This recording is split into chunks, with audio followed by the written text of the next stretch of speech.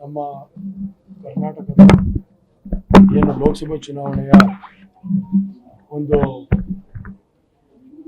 ಅಧ್ಯಕ್ಷರಾಗಿ ಲೋಕಸಭಾ ಚುನಾವಣೆನ ನೋಡ್ಕೊಳ್ಬೇಕು ಅಂತ ಹೇಳಿ ನಮ್ಮ ರಾಧಾ ಮೋಹನ್ ದಾಸ್ ಜಿ ಅವ್ರನ್ನ ಏನು ನೇಮಕಾವತಿ ಮಾಡಿದ್ದಾರೆ ಬಿಜೆಪಿಯಿಂದ. ಅವರು ಇವತ್ತು ಹಾಸನಲ್ಲಿ ಬಂದು ಎಲ್ಲ ನಮ್ಮ ಬಿಜೆಪಿಯ ಮುಖಂಡರುಗಳು ಹಾಗೂ ಶಾಸಕರು, ಮಾಜಿ ಶಾಸಕರನ್ನ ಎಲ್ಲರನ್ನೂ ಕರೆದು ಒಂದೊಂದು ತಾಲೂಕನ್ನು ರಿವೈಸ್ ಮಾಡೋ ಅಂತ ಕೆಲಸನ ಮಾಡಿ ಸಂಪೂರ್ಣವಾಗಿ ಎಲ್ಲನೂ ವಿಶ್ವಾಸಕ್ಕೆ ತಗೊಂಡು ಒಂದು ಭರವಸೆನ ಮೂಡಿಸಿ ಇವತ್ತು ನಾವೆಲ್ಲ ಒಗ್ಗಟ್ಟಾಗಿ ಹೋಗ್ತಾ ಇದ್ದೀವಿ.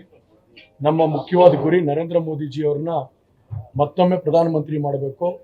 ಅದರಲ್ಲೂ ಕೂಡ 400ಕ್ಕೂ ಹೆಚ್ಚು ಸೀಟಲ್ಲಿ ಪ್ರಧಾನಮಂತ್ರಿ ಮಾಡಬೇಕು. ಅದರಲ್ಲಿ ಹಾಸನ ಜಿಲ್ಲೆಯಿಂದನೂ ಒಬ್ಬರು ಏನು NDA ಅಭ್ಯರ್ಥಿ ಇದ್ದಾರೆ, ನಿಮ್ಮನ್ನು ಸೇರಿಸಿ ಅದನ್ನು ಅವ್ರ ಜೊತೆಗೆ ಹುಡ್ಕೊಂಡು ಹೋಗೋವಂಥ ಕೆಲಸನ ಡೆಲ್ಲಿಗೆ ತೊಗೊಂಡೋಗೋವಂಥ ಕೆಲಸನ ಮಾಡಬೇಕು ಅಂತೇಳಿ ಇವತ್ತೆಲ್ಲ ಒಟ್ಟಾಗಿ ಒಂದು ಮೀಟಿಂಗ್ ಮಾಡಿದ್ದಾರೆ. ಭಾಳ ಸಂತೋಷ ಆಗಿದೆ.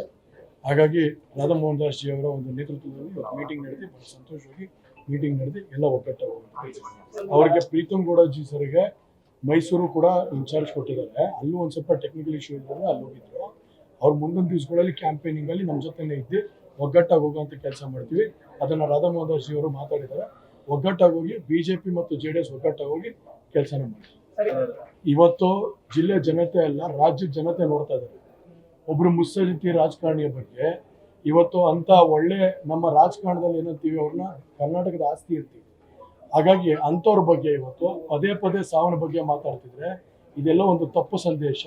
ಇವತ್ತು ಎಲ್ಲ ಕಡೆನೂ ಅದನ್ನು ಗಮನಿಸಿ ಇವತ್ತು ಸರಿಯಾದ ಉತ್ತರನ ಜೂನ್ 4ನೇ ತಾರೀಕು ಕೊಡ್ತಾರೆ. ಅದನ್ನು ನಾನು ಮಾತಾಡ್ತೀನಿ. ನ್ಯೂಸ್ ಫಸ್ಟ್ ನಿರ್ಭೀತಿಯಿಂದ ನಿಮ್ಮ ಪರವಾಗಿ.